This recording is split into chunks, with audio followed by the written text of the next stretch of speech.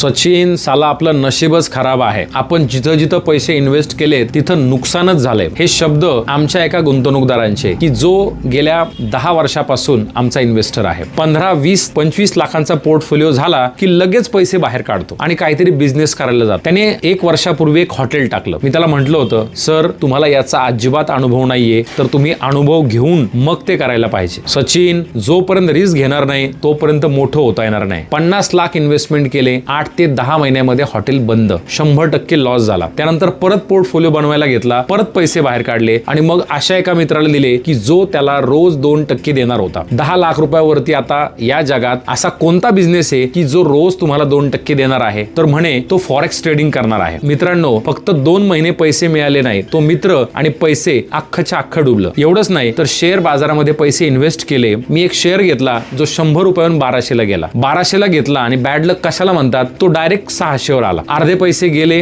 काही काढून घेतले. मित्रांनो, याच्यात नशीब अजिबात खराब नव्हतं. हा जो काय आहे ना, श्रीमंतीचा शॉर्टकट होता की जो नेहमी महागात पडतो. एकतर पहिले, लोकांचा बिझनेस आपल्याला खूप चांगला वाटतो पण त्यातले प्रॉब्लेम आपल्याला माहिती नसतात. त्यामुळे अनुभव नसताना कधीच कोणत्या बिझनेसमध्ये इन्व्हेस्टमेंट करू नका. दुसरं, रोज 2% आपण लॉजिक लावलं पाहिजे. एवढे पैसे कोणी कमवून देऊ शकतो का? ही जगातली इम्पॉसिबल गोष्ट आहे. याच्यात नशीब खराब नाही, निर्णय चुकला. आणि तिसरं, 100 रुपयाचा शेअर 1200 ला घेतला, 1200 वरून 12,000 नाही तर तो 500 रुपयाला पण येऊ शकतो हे माहिती पाहिजे. तरच तो निर्णय आपण घेतला पाहिजे. आपलं नशीब कधीच खराब नसतं, आपले निर्णय चुकतात. म्हणून आपण म्हणतो की माझं नशीबच खराब आहे. हा रील तुमच्या अशा मित्रांना पाठवा की जे थोडेसे पैसे जमले ना लगेच काहीतरी शॉर्टकट करायच्या मागे लागतात आणि श्रीमंत होण्यासाठी प्रयत्न करतात. अधिक माहितीसाठी मला नक्की कॉल करा. Have abundant life. धन्यवाद. थँक्यू.